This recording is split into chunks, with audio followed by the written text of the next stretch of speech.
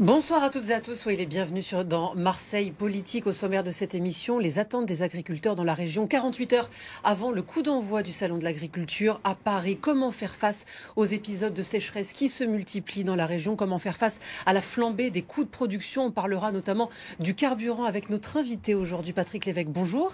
Oui, bonsoir. Bonsoir, vous êtes président de la Chambre d'agriculture des Bouches-du-Rhône. À mes côtés, comme chaque jeudi, Guillaume Ricavi. Bonsoir. Oui, bonsoir Sophie. Directeur des rédactions de la Provence. Et puis tout au long de cette émission, on ira rejoindre notre reporter Nicolas Dumas qui se trouve dans une exploitation à Saint-Martin-de-Crau avec un exploitant, un producteur de pêche et d'abricots qui nous parlera de ses problèmes au quotidien. Marseille Politique, c'est parti.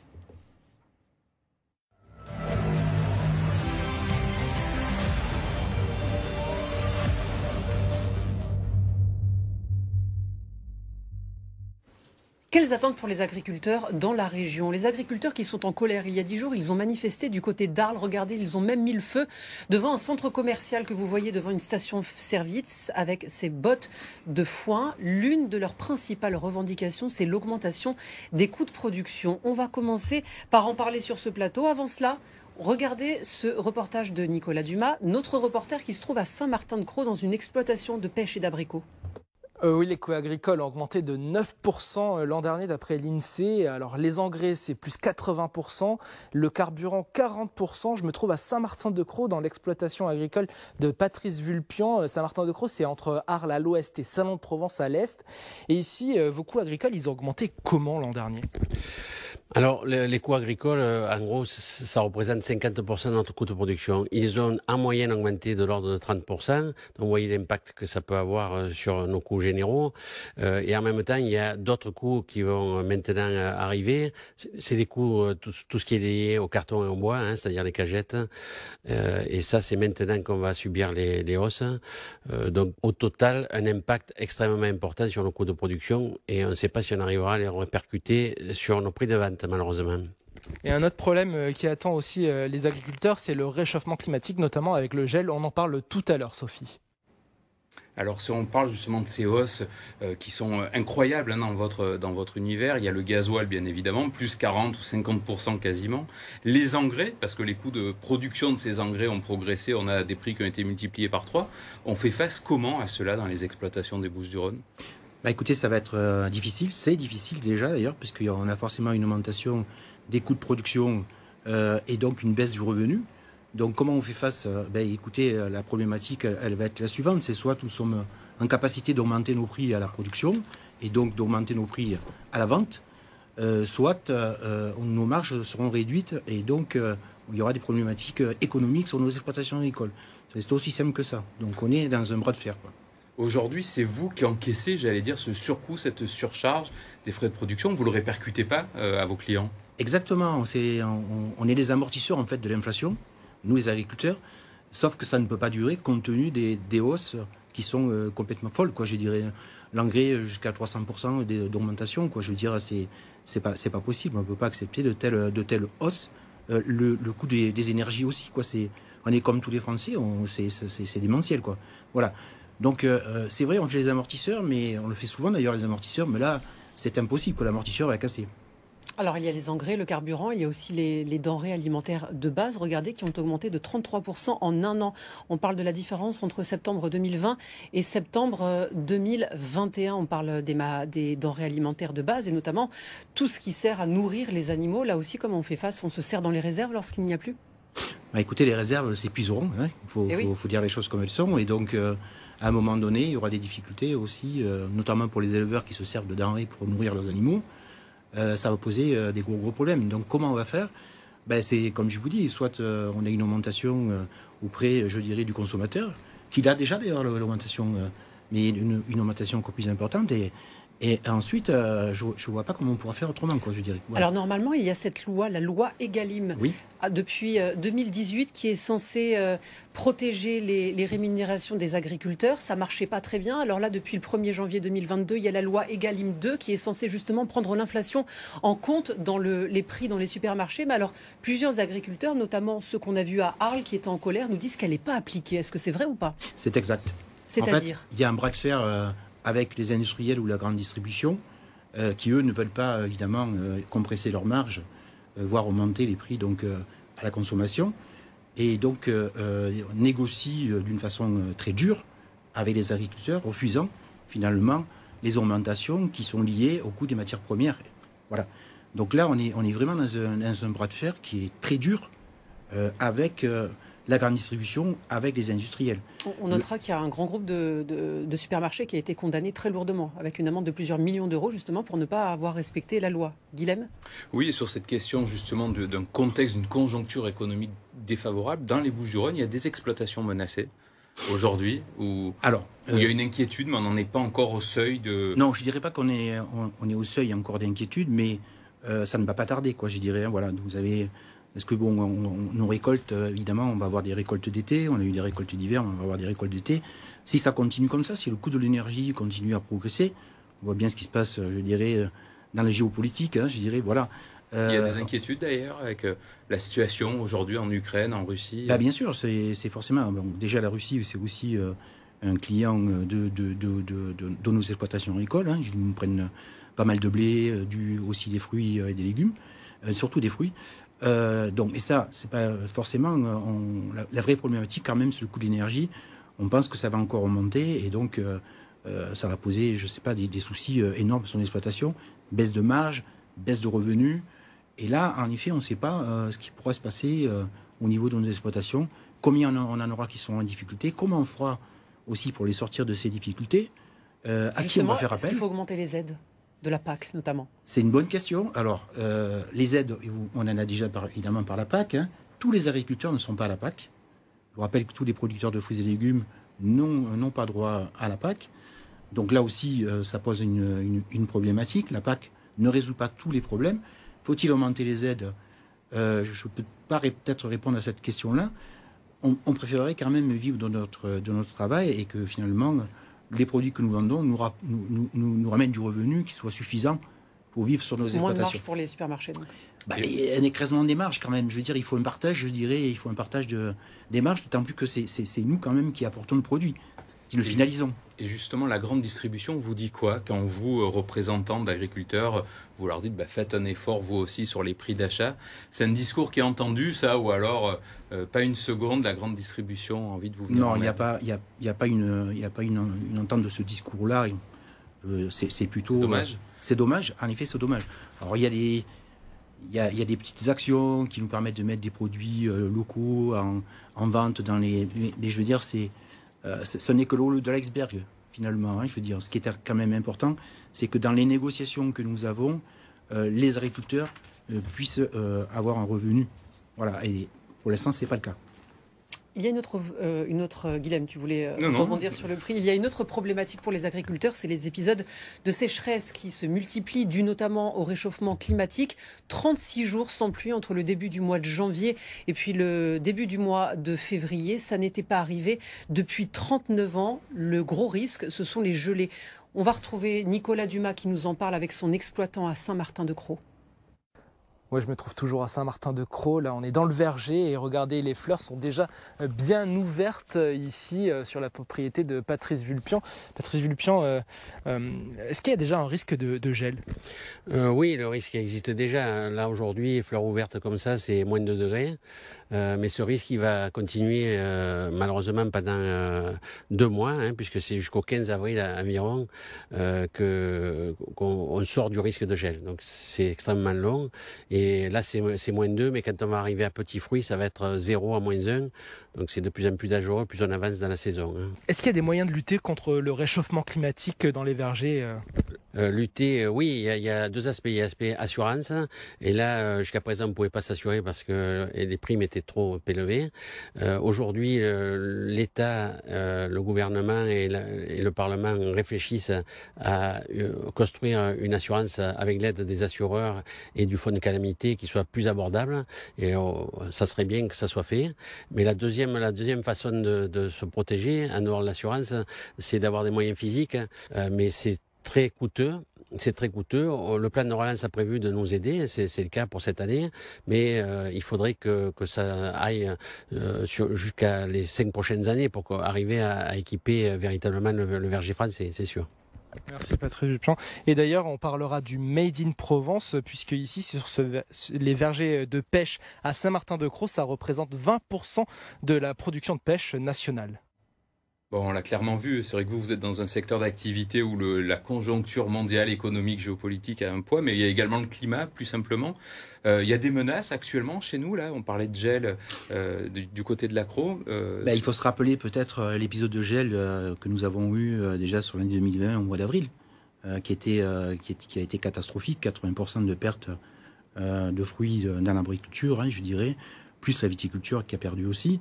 Donc on peut être exactement dans le même processus que nous connaissons maintenant, c'est-à-dire comme c'est un réchauffement climatique, automatiquement les arbres fleurissent plus tôt et donc sont soumis à des épisodes de gel aussi. Donc là, ça peut être à nouveau catastrophique. Voilà. Ça, vous le mesurez très clairement, ce réchauffement, c'est pas une vue de l'esprit dans vos exploitations? Non, on le mesure jusqu'à... Bon, je dirais qu'il y a une dizaine d'années en arrière, certaines personnes disaient, le réchauffement climatique, non. On est au réchauffement climatique, on le mesure, on le perçoit dans nos exploitations. Donc il faut réagir par rapport à ce réchauffement climatique, protégeons nos cultures. Il y a le système... Comment les protéger? Une bonne question. On a le système assurantiel que vient d'évoquer mon collègue, mais nous avons aussi des systèmes de protection du gel qui sont en fait des arrosages par jet sur les arbres. Ces systèmes-là, ils n'existent pas dans toutes les exploitations. On les voit dans la plaine de la Durance, la vers Manosque. Exactement. Donc ça veut dire que c'est de l'aspersion en fait. Ça veut dire que il faut que nous puissions équiper l'ensemble de ces exploitations par des systèmes anti-gel. Ça veut dire de l'argent. Le plan de relance finalement qui a été lancé par le gouvernement permet, je dirais, des investissements importants jusqu'à 40%. Voilà. Donc il y a plusieurs pistes, je dirais, qui permettent finalement d'éviter ces épisodes de gel, enfin du moins que les épisodes de gel, ils existeront toujours, mais fassent des dégâts sur nos cultures. L'autre grosse menace dans la région, c'est le manque d'eau, la sécheresse.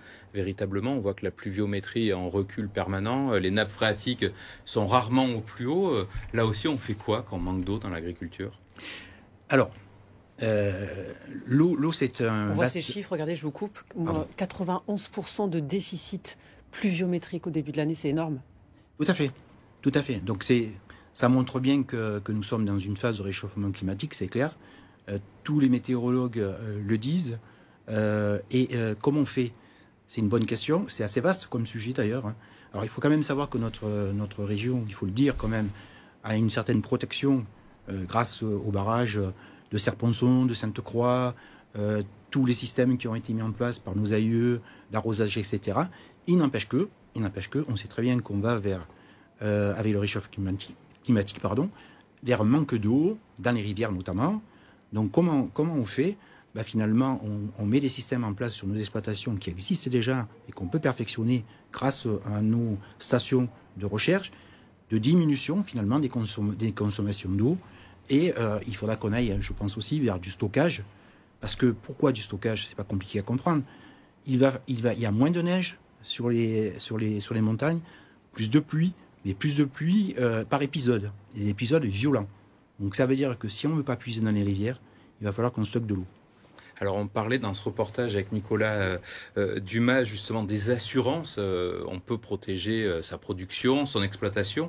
Le Sénat justement se penchait aujourd'hui sur un projet de loi, en tout cas visant à mettre en place une assurance au niveau national, une forme d'assurance publique. Bon, on est encore loin d'avoir trouvé la bonne solution et le bon chemin. C'est pas encore ficelé. Il y a encore des discussions sur ce sujet-là. En fait, il y aurait une partie qui serait prise par l'exploitant lorsqu'on est à 20%, ensuite une autre partie qui serait prise par l'assurance, et tout ce qui serait au-dessus de 50% serait pris par l'État. C'est-à-dire, donc, cette espèce de fusée à plusieurs étages est encore en négociation. Je pense qu'on va aboutir, bien sûr, mais bon, c'est déjà une solution, je dirais, qui est intéressante, mais qui doit être quand même bien réfléchi, parce qu'il ne faut pas non plus que le coût de l'assurance décourage les exploitants de s'assurer. Vous voyez ce que je veux dire? Et s'ils ne sont pas assurés, ils n'auront pas droit aux aides de l'État au-dessus des 50%. Donc il y a vraiment un enjeu très fort sur ce sujet-là. Il faut absolument que le coût de l'assurance soit abordable par les exploitants pour qu'ils puissent s'assurer. 3 problèmes liés au changement climatique, la sécheresse, les gelées, puis un autre, c'est la montée des eaux qui menace le littoral. Regardez cette carte. Il y a des scientifiques qui ont identifié précisément tous les lieux qui pourraient être ensevelis, submergés d'eau dans les prochaines années, plusieurs dizaines de prochaines années, selon la vitesse de montée des eaux. Ça inquiète. Est-ce qu'il y a beaucoup d'exploitations qui sont près du littoral et qui sont menacées ? Bon, on pense surtout à la Camargue, la Camargue, bien sûr, qui est très proche. Enfin, les Saintes-Maries de la Mer, par exemple, qui sont vraiment au cœur, je dirais presque de la mer, donc, puisque c'est quand même entouré de digues. Alors, il y a plusieurs sujets, là. On ne sait pas peut-être trop encore comment aborder la situation. Est-ce qu'il faut reculer ? Est-ce qu'il faut conforter les digues à la mer pour maintenir l'eau ? Bien sûr, c'est un sujet de fond. Est-ce que la Camargue doit, par exemple, si on parle de la Camargue, doit rester un lieu économique ? C'est-à-dire, est-ce qu'on doit toujours faire du riz, par exemple, sachant qu'on a quand même un tourisme et que le tourisme est lié à l'économie. Donc voilà, c'est un sujet de fond.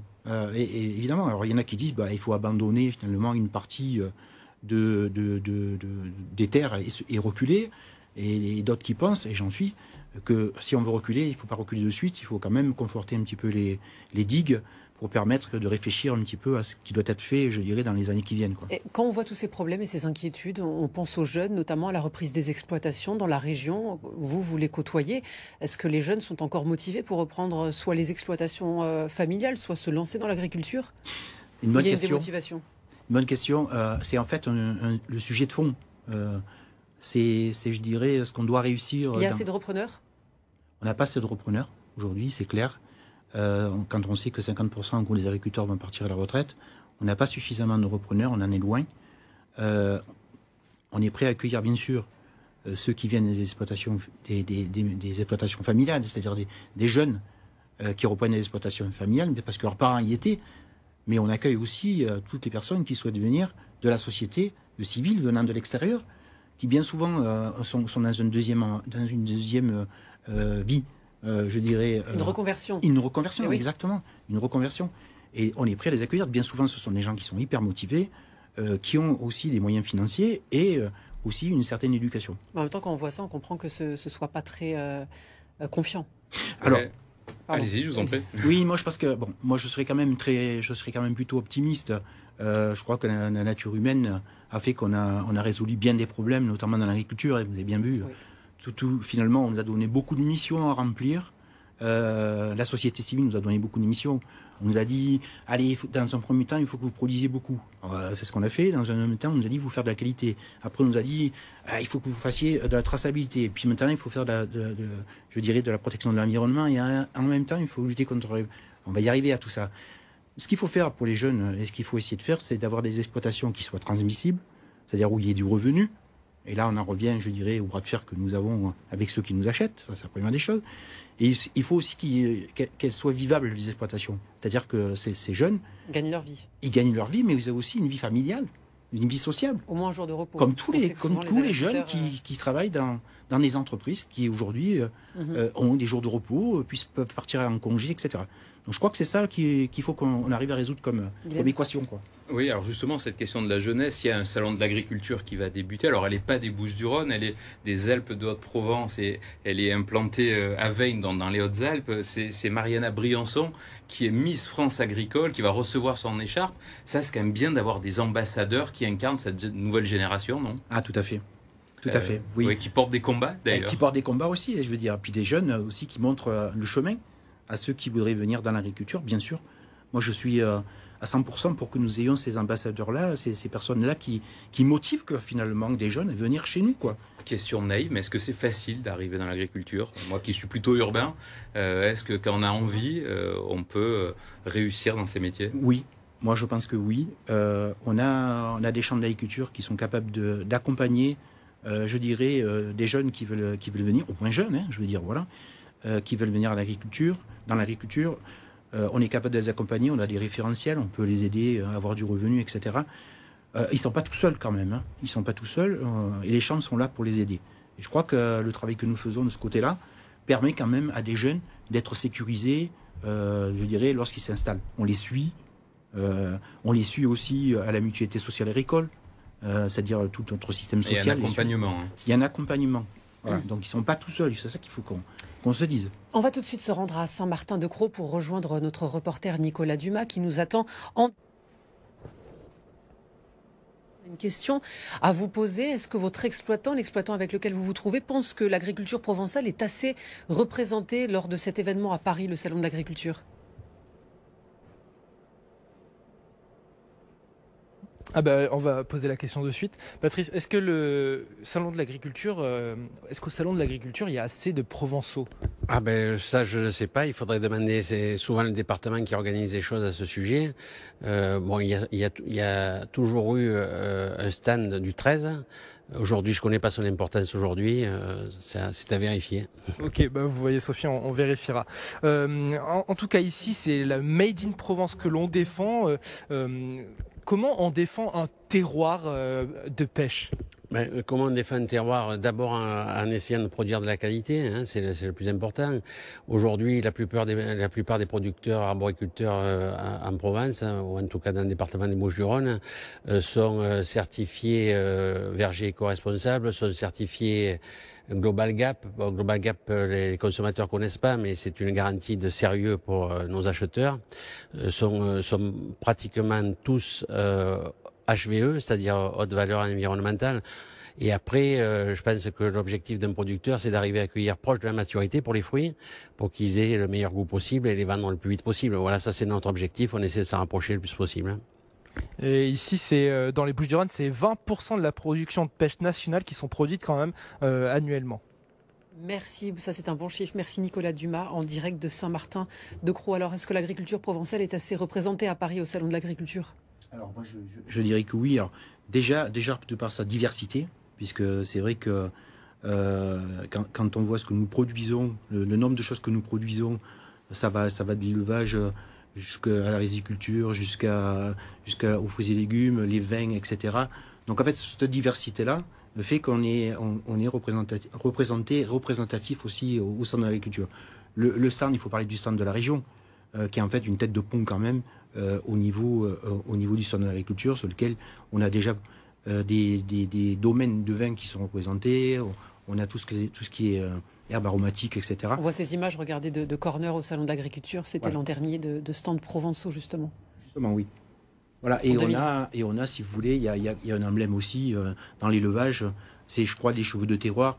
On a les fameux chevaux camarguais qui sont là, qui sont présents, avec des taureaux à l'intérieur. Donc, je dirais que toutes les composantes sont représentées au sein de l'agriculture, et ça fait chaud au cœur, quoi, finalement. Est-ce que c'est pas ça d'ailleurs qui va sauver l'agriculture provençale? C'est cette richesse, ces pépites. On est capable de faire des fromages de chèvre dans les Alpes, de l'huile d'olive, des fraises dans le Vaucluse. On sait faire plein de choses, du raisin et du vin ici. Bien sûr. C'est une région assez unique, non, de ce point de vue-là? C'est une région unique, c'est ce qui déjà a sauvé la région, moi je dirais. Voilà, c'est sa diversité, déjà de par les hommes et les femmes aussi qui produisent finalement tous ces bons produits, et la diversité. Je veux dire, on peut parler de nos huiles d'olive, quoi, et nos vins rayonnent dans le monde entier. Voilà. Est-ce que le Covid aussi, qui a fait peut-être se poser des questions sur le sens des choses, le sens de la vie, n'a pas remis sur la table, au sens propre, justement, tous ces produits de qualité, en se disant, bah oui, la vie est assez compliquée, assez dure, on va profiter pleinement de nos produits. C'est peut-être une chance, ça aussi, paradoxe. Oui, on a vu, évidemment, nos concitoyens retourner vers la nature, vers ce qui est vrai, voilà, et chercher à consommer finalement du local. Voilà. Et ça me paraît quand même important, il faut le rappeler. Si on veut qu'il existe une agriculture, il faut consommer local. Alors local, ça veut dire consommer, bien entendu, je vais être un peu chauvin, les produits de notre région, mais consommer au moins des produits français, quoi, je veux dire. Voilà. C'est ça qui va sauver notre agriculture. Il est clair que si nous allons chercher des produits, je dirais, qui viennent d'autres horizons, on ne sauvera pas l'agriculture. Il y a pas mal de choses qui sont faites pour aider les circuits courts en Provence. Exactement. Il faut les privilégier, même si parfois c'est un peu plus cher quand même. Alors bien sûr qu'il faut les privilégier, déjà parce que c'est déjà, je dirais, un contact avec les agriculteurs. Hein. C'est quand même des urbains qui vont vers les agriculteurs acheter des bons produits. Et là, c'est là où on a un échange, où on peut expliquer notre métier, qu'est-ce qu'on y fait. Je veux dire, on parle beaucoup de l'agribashing, hein, bon, mais c'est là qu'on peut expliquer quel est notre métier, comment on travaille. Qu'est-ce qu'on fait? On ne travaille pas comme il y a 50 ans en arrière. Je veux dire, on a des stations de recherche, on diffuse l'information.